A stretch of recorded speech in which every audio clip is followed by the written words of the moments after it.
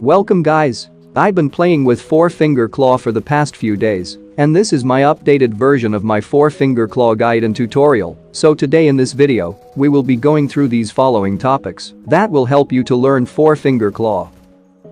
The first process is finding your optimal layout settings, or the best layout controls for you. And the second process is finding the perfect way to hold your phone. And the third process is about basic settings and the sensitivity settings. Fourth process is about practicing and training. I will show you some training drills that can help you to utilize 4-finger claw at its best. And lastly, some tips and tricks to master the 4-finger claw.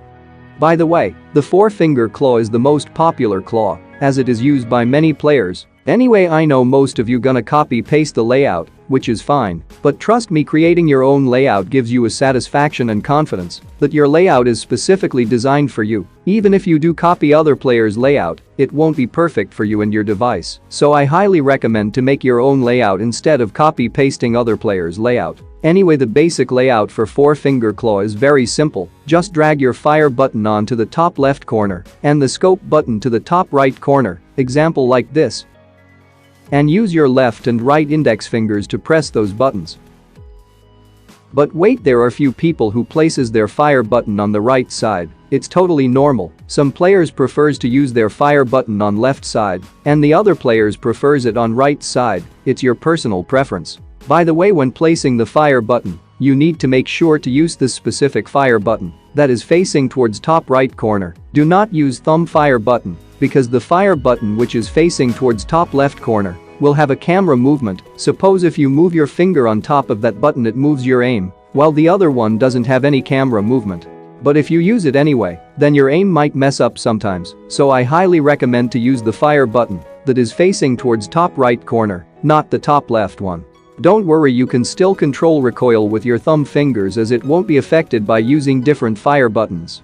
And the next thing is about leaner peak buttons placement. I always put them below the scope button like this, and I'll press those buttons with my thumb finger. I've been using this method from a really long time, so it works best for me. And now to the other controls. So I adjusted my jump, climb, crouch, prone, reload, and other buttons in a way that I can easily reach them. But you can customize and place those buttons anywhere you want. It's totally up to you. By the way, join my Discord server. There are hundreds of different 4-finger claw layouts. You can look at those and create your own layout based on them. And I seen a lot of players placing their grenade cancel option behind the scope like this. And when throwing grenade, you can't use scope, so by placing your cancel button behind the scope, you can save some space in your layout. And similarly, you can place the scope adjusting setting on the looting buttons, since scope adjusting button will only work when you scope in, and you can't loot while you're scoped in. So this would save you some space in your controls. So join my Discord server if you want more 4-finger claw layout examples, link is in description. If you're new to 4-finger claw, you only need to assign one job or one button for your index fingers. If you assign more than one button, it's gonna be hard and confusing for you to learn. So I highly recommend to use only one button for each index fingers, because your thumb finger is capable of handling more tasks. For example, my thumb finger is capable of pressing peek, jump, climb, prone, crouch and reload, and also weapon switch, or basically everything in this area. My thumb finger handles the work. The reason why you should assign more work for your thumb finger is because it's capable of doing it normally when you're using your phone, such as everyday tasks like scrolling Instagram or texting, etc. Your thumb fingers will be doing most of the work, so the thumb fingers is already trained to press multiple buttons quickly. Whereas if you assign more than one button for your index finger, then you might accidentally press the wrong one. That's why you need to create flexibility for your index fingers, which can take weeks. Then you can add more controls later on. But if you're new to claw, only use one button for each index finger to avoid confusion. But if you want to use index finger for jumping and crouching, then after few weeks of playing with 4-finger claw, your index fingers will be flexible enough to handle those extra buttons. And do a little bit of practicing after adding extra buttons to your index fingers.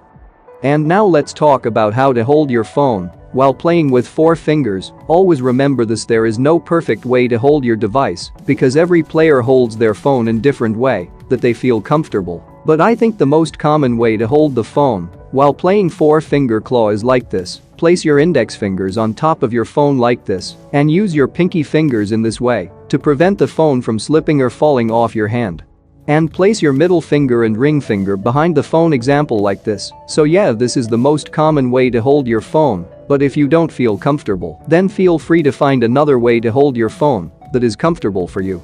I just adjusted one thing, and I use ring finger instead of pinky finger on the left hand to give support for my phone from slipping or falling off from my hand. And also using a thick phone case will give you a better grip to hold the phone while playing. And now to the basic settings. There are some settings you need to change. The first one is obviously enabling peek and fire, and I highly recommend disabling peek and open scope, but if you're a new player then maybe you could use, it's automatically gonna open the scope when you press peek, so you don't need to open the scope separately, which is really good for beginner players. But if you disable peek and open scope, then you can lean out from your cover like this and shoot at your enemies without exposing your body. Watch out! Watch out! Watch out! And the next one is about lean mode and scope mode. I have both of them set to hold. And now to the sensitivity settings. You don't actually need to change your sensitivity because the sensitivity you have is perfect for you since you already been using it before. If you change sensitivity it's gonna be more challenging to learn, so I wouldn't recommend changing your sensitivity settings.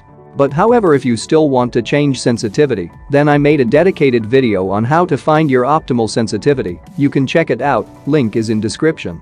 And now to the training drills. The first thing you need to practice is shooting with your new layout, such as quick scope and recoil controlling, those kinda stuff, so you basically need to scope in and fire and scope out and change targets. And the next drill is kinda same, but you need to use crouch, so first you need to scope in and crouch at the same time and fire, and then scope out and uncrouch at the same time and switch targets and repeat this process. And the next drill is to practice crouch and fire in front of a real object like this. Crouch and fire drill is extremely useful in many situations. This is why you have to master this drill. Always try to quickly crouch and fire and uncrouch immediately after you stopped firing. Try to do this as fast as you can. And the next drill is leaning left and right, or peeking left and right is a really good skill to learn, so you need to practice this with the previous drills, or let me show you few examples on how to practice leaning. So find yourself a tree and use it as your cover and start firing at different targets by leaning left and right, example like this, and the other example is at this location. Use this object as your cover and lean left and right and shoot at the target like this. Or use a vehicle as your cover and shoot at this targets like this.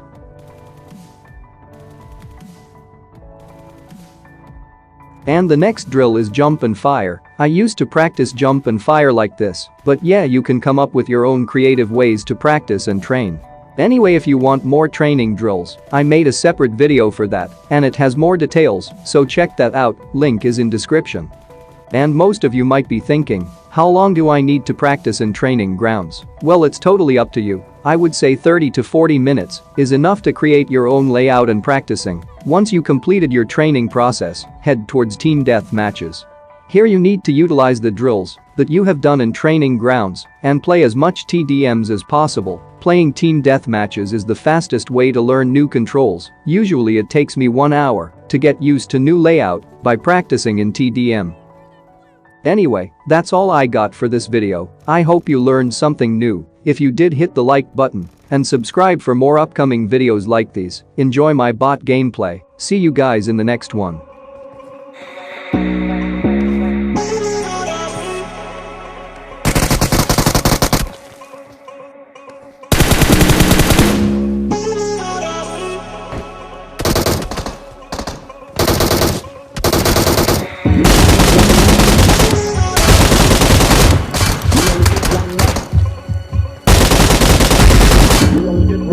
Help, mark the location. Watch out! Watch out! Watch out! We only get one life. We only get one life. We only get one life. We only get one life like this. We only get one life. We only get one life like this.